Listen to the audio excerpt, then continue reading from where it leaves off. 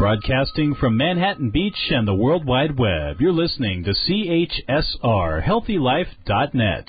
As a service to our listeners, this program is for general information and entertainment purposes only. CHSR, HealthyLife.net does not recommend, endorse, or object to the views, products, or topics expressed or discussed by show hosts or their guests. We suggest you always consult with your own personal, medical, financial, or legal advisor.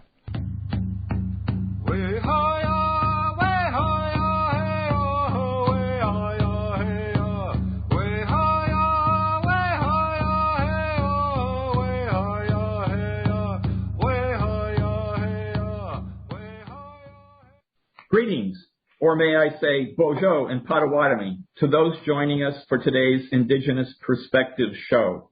I'm Randy Kritkowski, an enrolled Potawatomi tribal member and the host of Indigenous Perspectives. Our program today is the first in a two-part series honoring Indian law and treaties. Indigenous Perspectives originates from Vermont in the United States. Vermont is located on lands that the Abenaki people call Endakina. It's the unceded traditional territory of the Abenaki people who for thousands of years have been and continue to be stewards of the lands found here and across the border in Quebec province in Canada. And I'm Carolyn Schmidt, Randy's co-host. We begin by acknowledging where we come from, both culturally and geographically, as this program, Indigenous Perspectives, focuses on understanding our roots in Mother Earth and our connections with our ancestors. We have two guests today, both deeply committed to exploring the puzzling and troubling history of relations between Native American Indian tribal nations and the United States and Canada. Steve Schwartzberg is a former Director of Undergraduate Studies for International Studies at Yale University, and he is writing a book titled Arguments Over Genocide, The War of Words Over Cherokee Removal in the Congress and the Supreme Court. So, welcome, Steve. Thank you. And Peter Dorico is a member of the New Mexico Bar Association and a former staff attorney at Navajo Legal Services, where he litigated indigenous land and fishing rights and also native spiritual freedom rights in prisons. Peter is a professor emeritus of legal studies at the University of Massachusetts at Amherst. Welcome, Peter. Thank you. I'll be moderating today's discussion. Randy will frame the discussion and provide an Indigenous perspective. So, welcome again, Peter and Steve, and Randy, over to you. The metaphor we want to use today to help our listeners get a handle on this is the image of a puzzle without the box image on the top to give clues to the person assembling the pieces as to what the final image might be. In other words, it's a challenge to figure out what the big picture is until some of the parts are connected. Only then does an image of 500 years of Indian law and treaty history begin to emerge. Each of our program guests, and we the hosts, have different puzzle pieces. So join us in our exploration of how things fit together. So let's start with the basics, the border pieces of the puzzle, so to say. There's often confusion about the legal status of Indians and Indian reservations in the United States. In Canada, they use the terms First Nations and reserves. We know that tribal members on reservations have their own governments, choose their own leaders, and make their own laws. But they are also under federal government Indian law, made by Congress in the U.S. and Parliament in Canada. So, Peter, can you explain what federal government Indian law is and how it's different from laws made by the Indians themselves? Yes, actually, I want to thank Randy for that great image of the puzzle with no picture to know what is the puzzle about, because the picture of law related to indigenous peoples and nation states is an incredible mess around the world. And the mess of the pieces of the puzzle is worsened by the fact that there are layers of the puzzle. It's the box doesn't just have one puzzle in it. It has more than one puzzle. And as the developments over time have occurred, it turns out that some of the pieces that are necessary to understand a given piece or layer of the puzzle have been lost or thrown away or forgotten. And it turns out sometimes that additional pieces from completely different puzzles have been tossed into the box. So now that sounds, that's the image, and maybe it sounds a little abstract. So let me try to talk about the layers very quickly. There, as Carolyn, you said, there is the whole domain of what we could call tribal law or tribal laws or tribal. I think they're really ways of life. They're not like the state legal system with police and the rest of it. So you could have Navajo law or Apache law or Wampanoag law, to use that word law, and that exists everywhere Native peoples exist on Turtle Island and around the world. Then there is the layer that is the law of the nation states, and I think it's really important to understand that the common way of talking about Native peoples exacerbates the problem. It mixes up the level. So sometimes people will say, oh, the Apache in Arizona. Well, actually, the Apache can't be in Arizona because the Apache were there long before Arizona existed. So if you actually wanted to say it accurately, you'd say Arizona in Apache land and get the thing right, at least get the layers right. And the same with Canada and the U.S. There's a line, an imaginary line that we're so used to thinking about because we think about maps. It's a state border. That state border came after all of the indigenous peoples that already existed in what we now say on one side of the border or the other side of the border. The situation is really exemplified by the Mohawk, who have areas that straddle that border. And there are other peoples as well, but that one made the news some years ago, so I focus on that.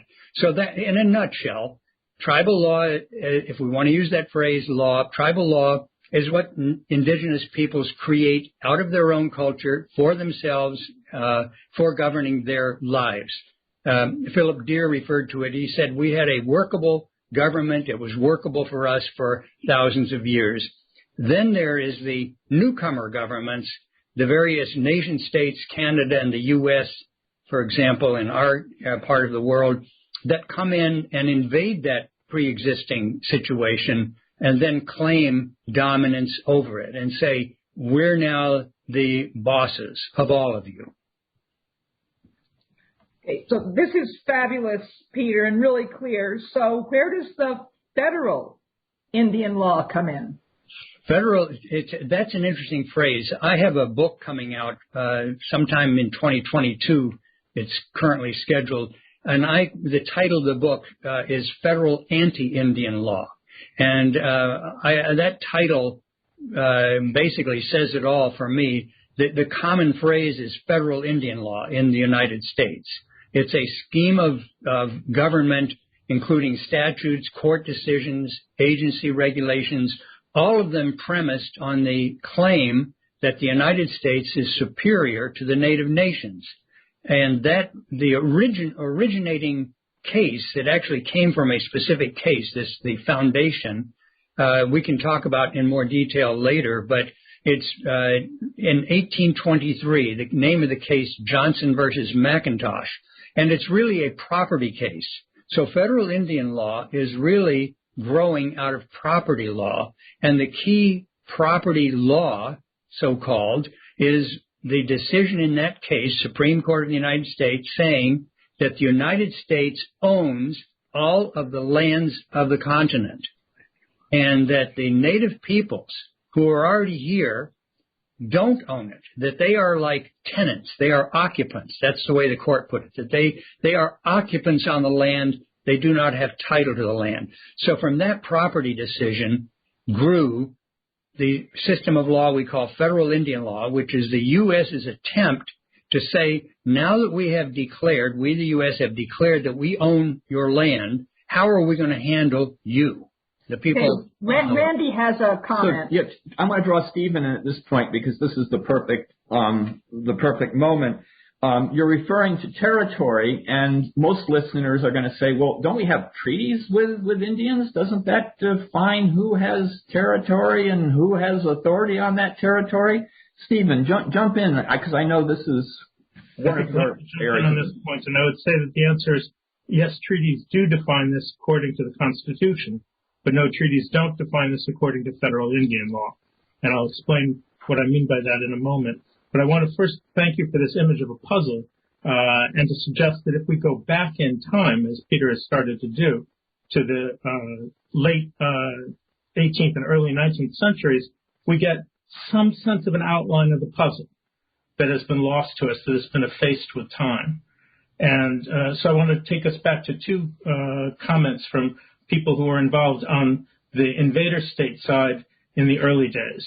One is James Wilson, who's my favorite among the framers of the Constitution, who told the Continental Congress in 1776 that we have no right over the Indians, whether within or without the real or pretended limits of any colony.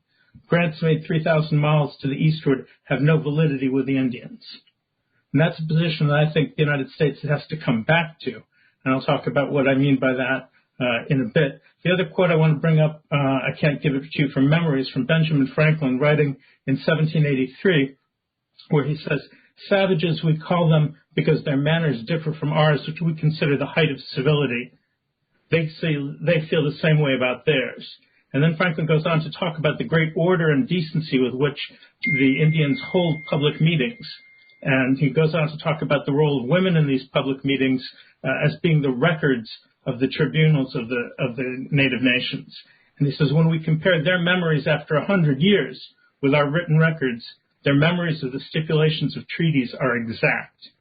He says it is a great indecency to interrupt another while the other person is speaking. And so here's Franklin praising the civility of the native nations, indeed showing that in some ways that civility is greater than that of the American people, and in particular praising their knowledge of treaties. And I want to contrast that knowledge of treaties with the lack of knowledge of treaties in the United States.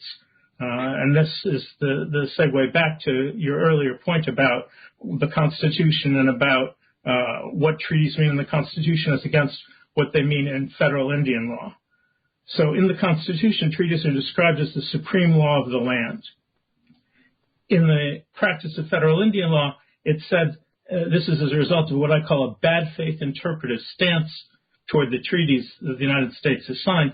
It said that any treaty that is signed with a native nation is not really binding upon the United States because the United States is the sovereign, and therefore it can get out from under any treaty it wants by appealing to its sovereignty. And its sovereignty, to come back to Peter's point, rests on this claim in Johnson v. McIntosh that there were some Christians who first laid eyes on the land or set foot on the land, and as a result of that, they acquired an ultimate dominion over the land. So they acquired not only a title, as they called it, to the land, but an authority, a right, as Marshall put it, to a degree of sovereignty over the native nations. Okay, Steve, I'm going to stop because you're coming into something really important, the doctrine of discovery. This is something that our listeners may or may not be familiar with, but it's really important. We need to discuss what it is and then why it's resonated down even till today, despite its rather dubious ancestry. Who wants to start with the doctrine of discovery? I'll defer to Peter. Thanks. I think the simplest way, because it is such a strange comment, most people have heard of the so-called discovery doctrine, or not most people, but many people have heard about the discovery doctrine.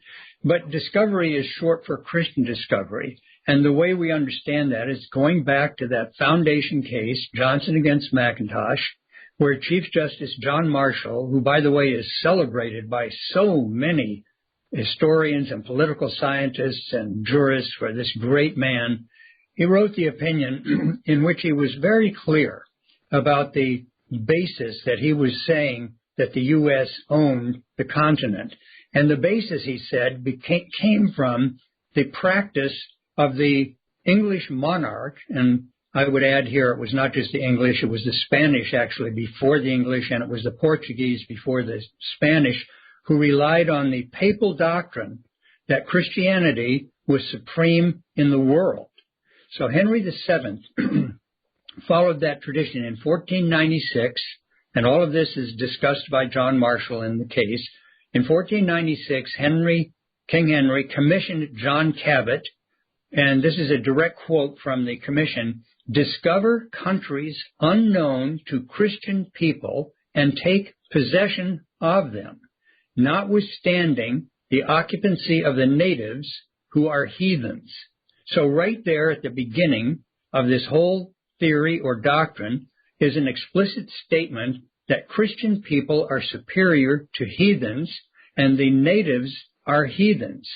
And Marshall concluded that case by saying that Cabot's discovery is the foundation of our title, our meaning the U.S., based on the Christian colonizers' what he called right of acquisition. So that's the doctrine of Christian discovery. It underlies all of federal Indian law to this day, and we can talk about some examples of that in a moment. But that's the origin. It's a 500-year-old doctrine that came out of the time when actually Europe didn't exist. It was called Christendom. It was the Christian world, the Christian empire. And when the Christian world began to fragment, it fragmented right at this time when the different Christian monarchs decided that they were in competition with each other for this so-called New World. So I would imagine that some of our listeners, maybe most of our listeners, including a lot of indigenous people, are saying, doctrine of discovery, that sounds like sort of an outdated, crazy idea. It certainly can't be relevant now. I understand that, Marshall in 1823 might have cited it, but gosh, is it still relevant today? And when I first discovered it, I was in shock. I still am in shock. And I mentioned it to a retired federal judge. And, first of all, he had no knowledge of it whatsoever. And secondly, when I explained what it was, he said, "Oh, can't possibly be relevant. That's just not possible." So how to back up and re-explain again, because I think people need to hear this more than once. How is it that something that was declared by a pope in 1493 still shapes the thinking, not just of our courts, but of our whole society more than 500 years later? That's a profound question, Randy. If I could say something about that, because I think it's profound because it asks a question about a fairly long period of history and how does history persist? How does it's the history of the present. It's not, the history is not the past. How a foundation persists, no matter how much gets built on top of it. And it's also profound because it illuminates the way that law forms what you might call just ordinary opinion. People become used to what has been enforced. And I want to, before I, shut up and let Steve come in here, I want to just give you two quick examples of recent cases. Also, these cases show that this is not a liberal versus conservative issue. This is simply a straight-out legal doctrine issue. In 2005, there was a case where the Oneida Nation was in a dispute with the city of Sherrill, New York, about who owned the land. And when the case finally got to the Supreme Court, Justice Ruth Bader Ginsburg cited the doctrine of discovery, and she said it, she quoted it exactly, the doctrine of discovery gave fee title to the lands occupied by the Indians to the discovering nation and then to the United States. And she denied Oneida land ownership. And in 2020, just a year ago, Justice Gorsuch said in the now famous McGirt case in Oklahoma that Congress can breach treaties whenever it wants because of the power of Christian discovery, but it hadn't done it yet. That's why the Creek Nation still existed. So I think this is going to return us to a concept that we've uttered a few times here, and we need to start in the next segment with it, which is let's go back to this notion that our Constitution recognized that Indian peoples were sovereign nations with whom we respectfully negotiated.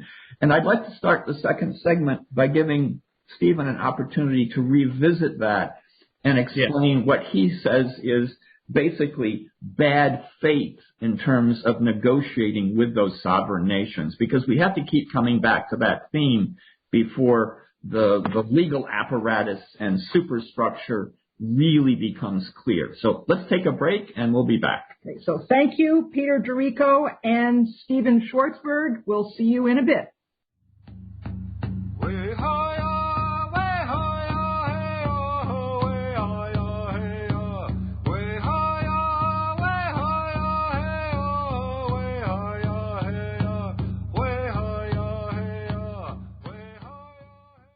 Citizen Potawatomi Nation's Cultural Heritage Center, located near Shawnee, Oklahoma, features 11 immersive galleries with digital and interactive exhibits. Visitors learn about the tribe's history from origin to modern days and gain an understanding of Citizen Potawatomi oral traditions and lifeways.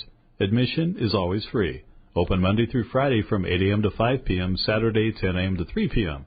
Visit the Cultural Heritage Center on the web at PotawatomiHeritage.com. Period poverty. If you don't know what it is, you should, because you can help. 1 in 4 American women struggle to purchase menstruation products this year, resulting in missed school and even loss of income. The Native American women's nonprofit, Queck Society, cares enough to give Native American students and communities their period products, and they do it across North America. Please help women with your time, donations, or supplies to maintain their dignity and celebrate their strength during moon time. Visit quecksociety.org. That's KWEK Society.org.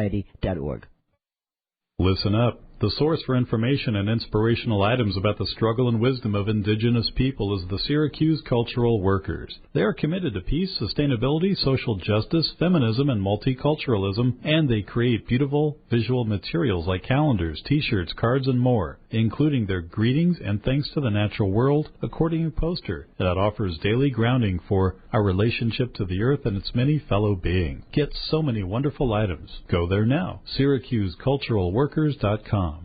Randy Krakowski's book, Without Reservation, describes his spiritual awakening as a Native American. It's a powerful, life-changing story where Randy shares his journey into the realm of ancestral Native American connections and explores his encounters with Mother Earth. The book actually helps you how to reconnect with your ancestors to rekindle your access to ancestral wisdom and nature. Available in print, ebook, and audiobook format, Get Without Reservation by Randy Krakowski from all major booksellers. For more information, visit randykrakowski.com. Feel you have no control over life? There's something you can do to make a difference for you, your family, and community. Stay positive and take a break from the dark side. Uplifting and enlightening. Listen to the positive side of podcasts. hrnradio.com.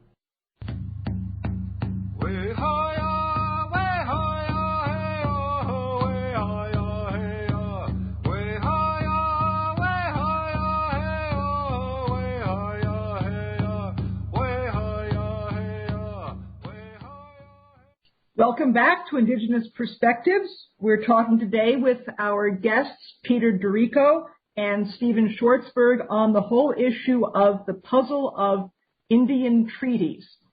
So, Stephen, you're going to pick it up talking about good faith and bad faith treaties and the way this whole confusing mess was worked through in the 19th century. And explain to us again, because we need to hear this more than once, what sovereignty has to do with this whole debate.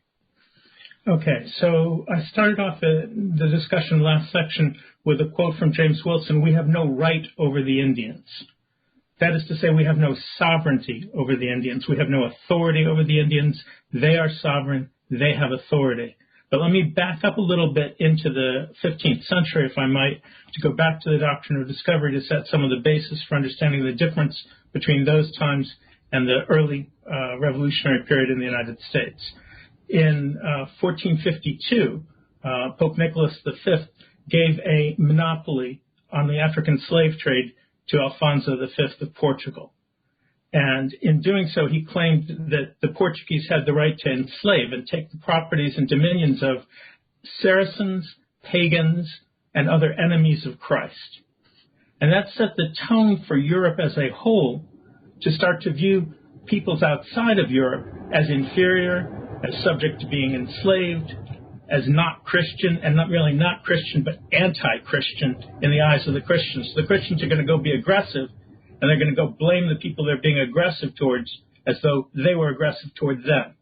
That's the psychological mechanism that starts to define Europe in relation to the rest of the world. Now, that got to be embarrassing in the course of the Enlightenment. And we can talk about the Enlightenment and the role of the indigenous critique of Western culture in bringing about the Enlightenment in a later episode. But what I want to emphasize is this embarrassment over the idea that you could acquire territory, you could acquire title simply by looking at the land or setting foot on the land, when there were peoples who were already there who obviously it was their land and is their land. So in the course of the hundreds of years from the 1490s into the 1770s, you get some people who want to try and make deals with the native nations to purchase land. Now, this isn't real purchase. It's nothing like what land is worth. It's in violation of native laws that say you can't own the quote-unquote right of the soil to begin with. But put all of that aside for the moment and draw a distinction between someone like James Wilson and someone like John Marshall. For James Wilson, a big land speculator, he wants to be able to have private citizens buy land directly from the native nations. For John Marshall, another big land speculator, he wants to have the land title come from some Christians looking at the land, so his properties in Kentucky especially, and his family's properties, even though they've never approached the nations who live there to try and buy this land, somehow he owns title to it. So there is essentially enough bad faith to go around in this, but there's a distinction between, I think at least, Wilson's position that there is no authority that the colonists, the invading state, has over the native nations, and Marshall's position that the native nations are under the sovereignty of the United States. So am I correct in understanding the whole idea of the bad faith treaties comes out of the idea that the U.S. government and states don't have to honor any agreements they might happen to make with native peoples because they can always just pull this Christian discovery, we own it anyway, out of their hats?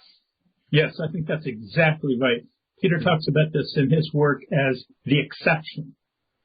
So instead of any kind of normal set of rules or understanding of how things ought to be in practice among peoples who respect one another, there's always this card you can plunk on the table that says, oh, I don't need to respect you because I'm sovereign. Yes. I don't know if, Peter, you want to talk about the... I think you've been so clear. That's really, really good. It seems to me that when we understand the origin of this as an assertion, an aggressive religious-based assertion of ownership of the world, essentially, because they were all after, the Christians were after, and still some Christians think of this as they're after the world, that's what was brought here to this continent. And then the petty, in comparison to that, these are petty disputes, but of course they're not really petty. They're struggles for land grabs across the continent. George Washington involved in it, and as you said, John Marshall and Wilson, whether they were on one side or another of any political party or they were in the government or out of the government, there was a class, really a kind of the would-be aristocratic class of the nation after they had gotten rid of the king. So not to introduce a downer, but just to remind listeners of what we're talking about, as Stephen documents it in great detail in his work, what this comes up to as an end result for the Cherokee is being forcibly marched out of their homelands across the country into Oklahoma in the winter, where the famous Trail of Tears results in uncountable numbers, many, many hundreds, perhaps thousands of people dying. For my tribe in the Chicago area, it's the Trail of Death, where many hundreds of people are marched out of the woodlands into the prairies And, the same story is told throughout the 19th century. In our second program, which we'll get to, this is a bit of a spoiler alert, what we'll find is that natives in U.S. and Canada are still being removed from their territories to put in oil pipelines, to dig it up to find oil, to make hydroelectric dams. So what we're talking about here is not dead, ancient, irrelevant history.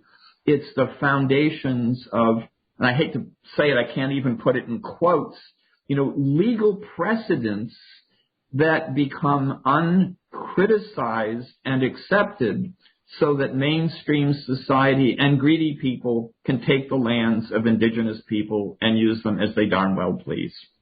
Yes, absolutely. Let me jump in here and pick up on a thread that you mentioned, Randy, which is the numbers of the dead on the Trail of Tears. I think it's important to put this in proportional population terms. There are about 80,000 people who were extirpated from their land in the Trail of Tears, and about 20,000 died, at least. And we have to think about what that means in relation, I would say, first to the population at the time, and second, what it would mean if it had happened to the American people today. So in relation to the population at the time, the United States at the time was about 13 million people, and you're talking about removing, that was the term they used, 80,000 people from that territory. That is to say, the east of the Mississippi. That would amount in today's terms, relative to the sizes of the populations involved, removing about 2 million people from a nation of 328 million and seeing 400,000 of them die. If you talk about it in terms of the American people, if they were to go through what the Native nations went through in the 1830s, you're talking about more than 60 million deaths. And all of this is in the context of an earlier atrocity whereby indigenous people were already previously removed from 90% of the land that they occupied when the settlers showed up, and after 90% of their population has been exterminated through military conquest, disease, and starvation. So, this is just another example of, again, a trend line. And I don't say that to horrify listeners. We have to keep putting this back into the perspective of the longer term trend of what's going on here. Okay, so this puzzle is definitely has taken an upsetting and distressing turn. Stay tuned. We'll be back in a minute with our next segment to see how we can build on it from here. Thank you, Peter and Steve. See you in a minute.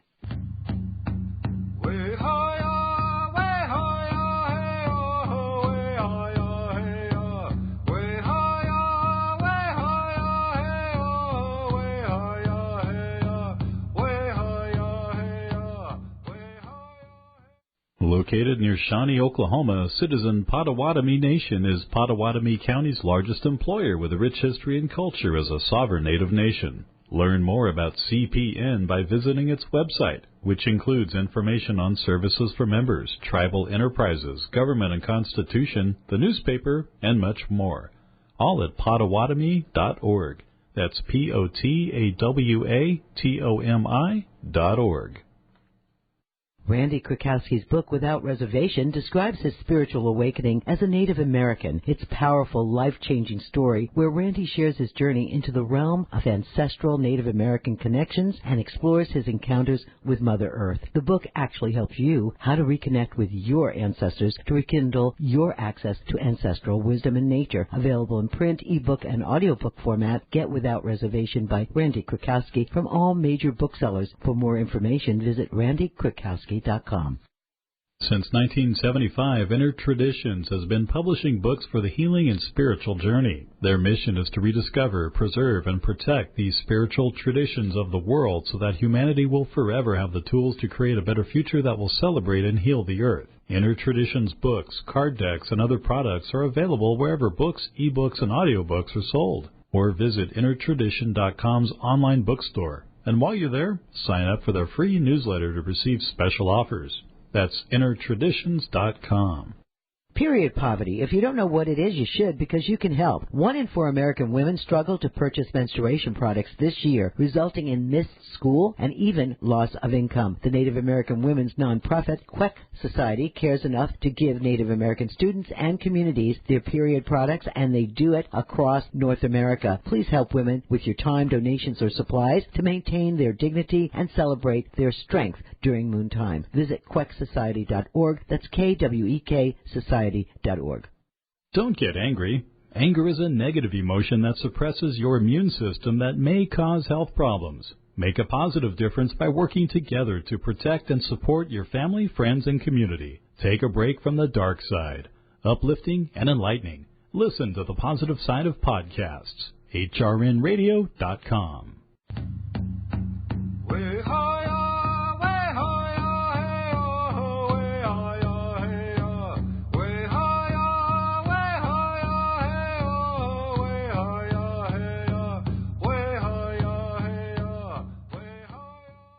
So, welcome back to Indigenous Perspectives. And today, we are examining this very puzzling issue of Indian law and treaties. And once again, we need to back up, take a breath, and explain how it is that this concept of sovereignty both works against, but is using, Indians are using it as a lever back against the doctrine of discovery to assert their rights. That this is by no means a resolved conflict. It's an open-ended kind of thing. Who would like to address how this sovereignty issue is the double-edged sword cutting both ways currently? I'll go into this. I would say that there is one term that has at least 2 radically different meanings within American law and 3 legal orders on this continent. The term is tribal sovereignty.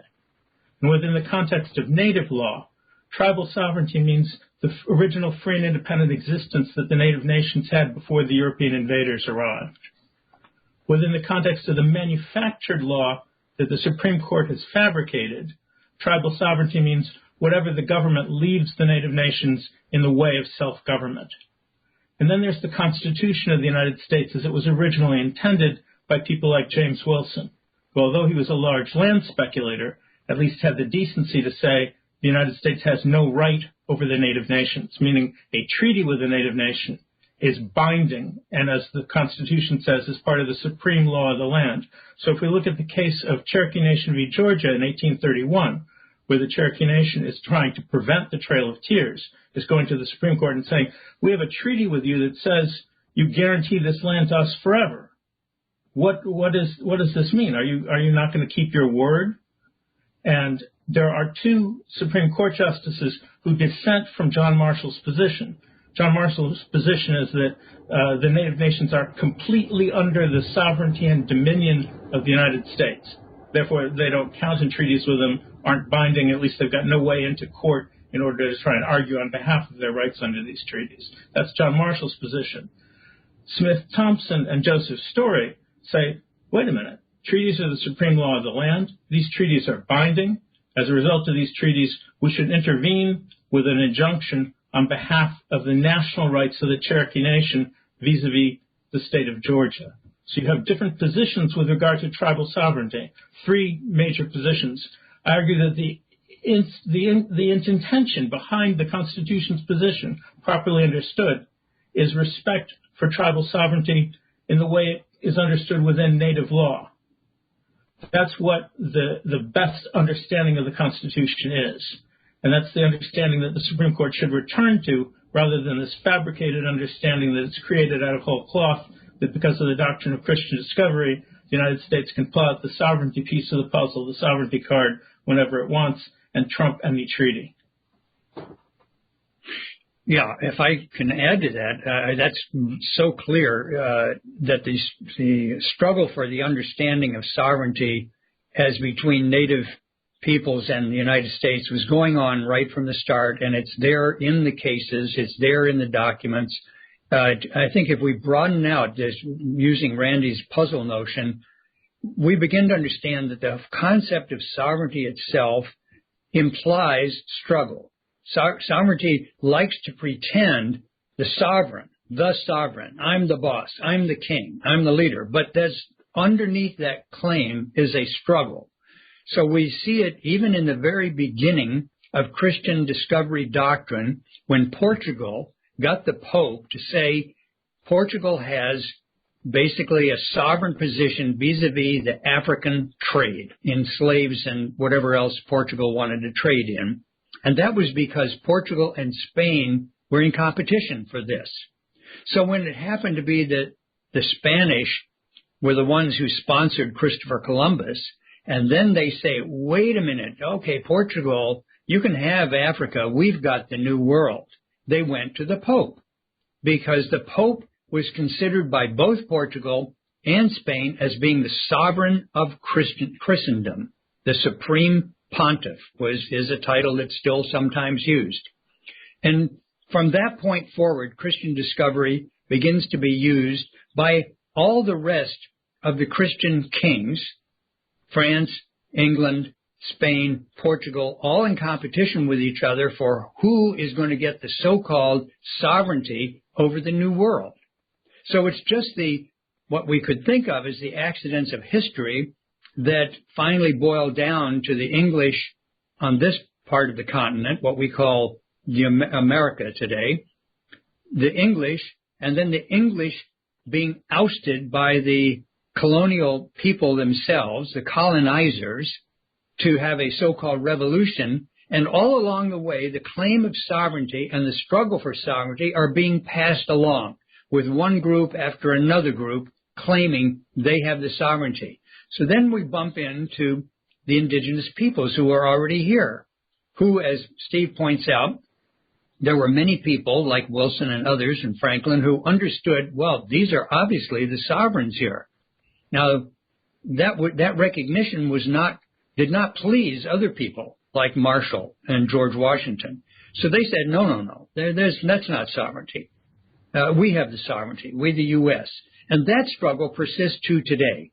And what federal Indian law has done is to package that struggle and try to contain the sovereignty movements of native nations within the framework of federal Indian law and prevent them, the native peoples, from arguing outside that framework. That's the power that is being exercised by courts today. Is the court says, we will declare the law. And then that's where the native nations are being told, you have to play in our ballpark, and you have to use our puzzle. You can't use your puzzle. So correct me if I'm wrong. I'm trying to cut through a layer of complexity. Initially, the moral justification, if you want to call it that, for the doctrine of discovery and dominating indigenous people was they weren't Christians. Of course, the irony now is that 70% of the people who are having their rights challenged are Christians. So the original moral justification has long since evaporated, but what remains unchallenged, because it has through precedent and repetition remained, is the notion of, well, we don't really justify it any longer. We just do it. We just take it because we can. Are we looking at a case of right makes might, or might makes right, instead of trying to wrap it in some moral justification? Has it become that crude? Okay, I think so.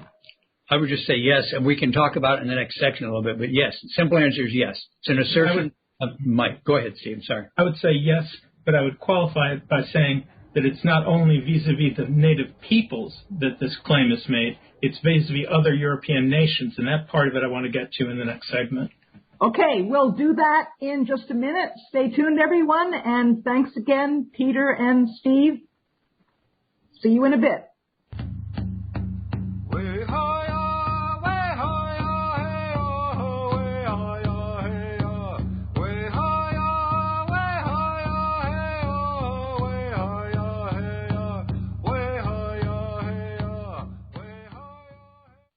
Citizen Potawatomi Nation's Cultural Heritage Center, located near Shawnee, Oklahoma, features 11 immersive galleries with digital and interactive exhibits. Visitors learn about the tribe's history from origin to modern days and gain an understanding of citizen Potawatomi oral traditions and lifeways. Admission is always free. Open Monday through Friday from 8 a.m. to 5 p.m., Saturday 10 a.m. to 3 p.m. Visit the Cultural Heritage Center on the web at PottawatomieHeritage.com.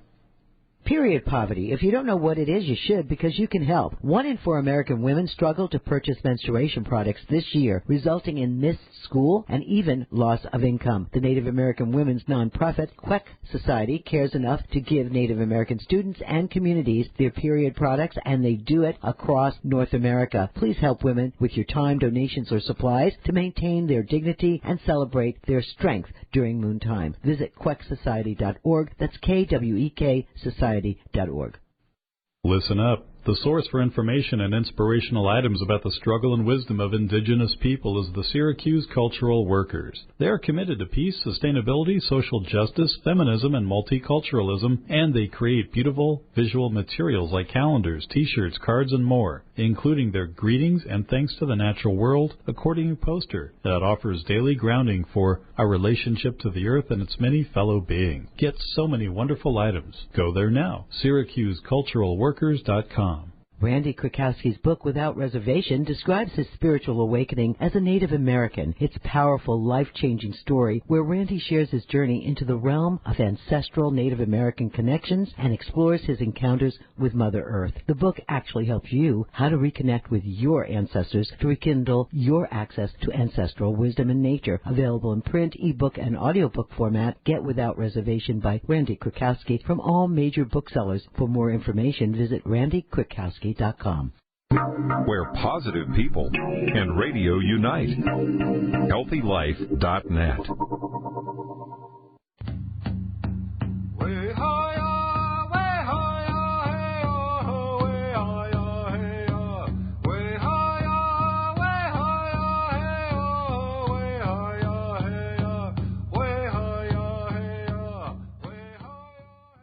Welcome back to Indigenous Perspectives for our final segment. We're talking today with Peter Dorico and Stephen Schwartzberg on the whole issue of Indian treaties. And we're going to pick up where we left off with Steve talking about how other nations, all the European nations, were getting into the struggles for land and territory and justifications. So, Steve? Thanks. Yes, I wanted to make a point in relation to Randy's point in our last segment about these rights that the native nations could claim, now many of them being Christian. This was true in the 1820s with many of the Cherokee leaders being Christian. And what I want to talk about is John Marshall saying that the doctrine of Christian discovery was an agreement among European nations to protect their interests. And he specifically excludes the native nations from the common good, from the global common good. And I want to contrast that with a wonderful book that's just come out by David Gravener and David Wendrow called The Dawn of Everything, which is a new history of humanity in which they stress the indigenous critique of Western culture.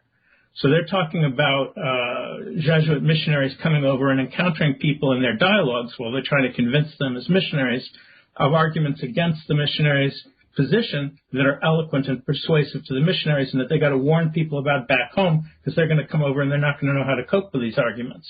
So one of the arguments that gets made in this context is that the missionaries note that the native peoples are very generous with one another, that there's no one who goes hungry within their communities, that there are no beggars within their communities. And when these peoples find out that there are lots of beggars in France, they hold it to be a lack of charity on the part of the Europeans, and they condemn us for this roundly.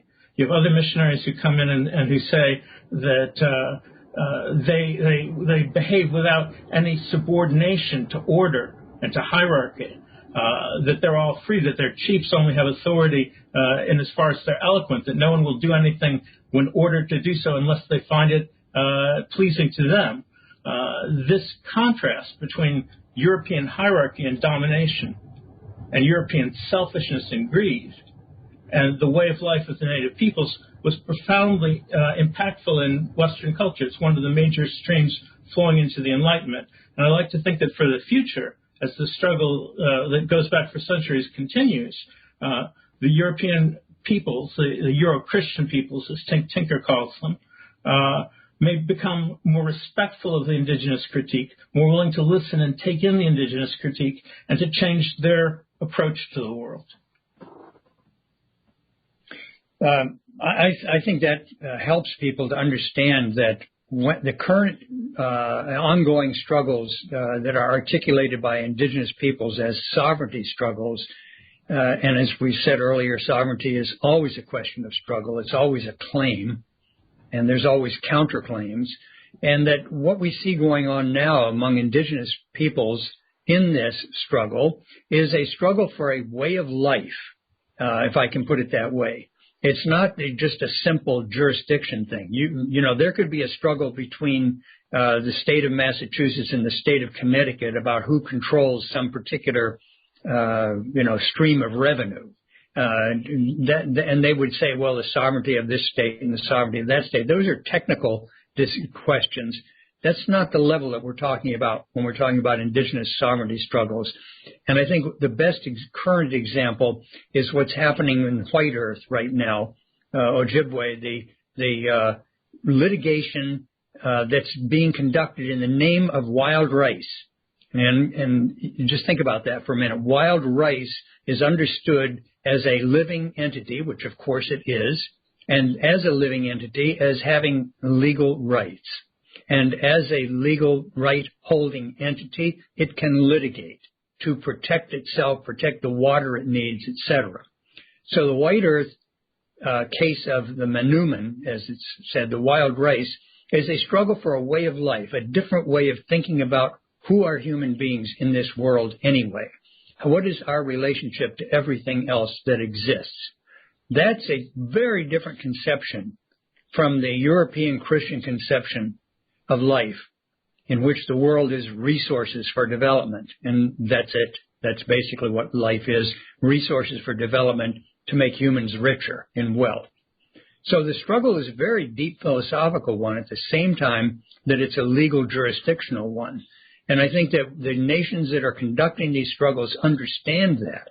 I don't know that their adversaries understand it, but I also know that a lot of onlookers, perhaps a lot of people listening to this broadcast, understand it. They are seeing that Indigenous peoples around the world are offering an ancient but still viable way of existence, a way of being human, and that the struggles that are going on in courts are struggles to assert that against the claims that are being made by the nation states, including the United States and Canada and so on.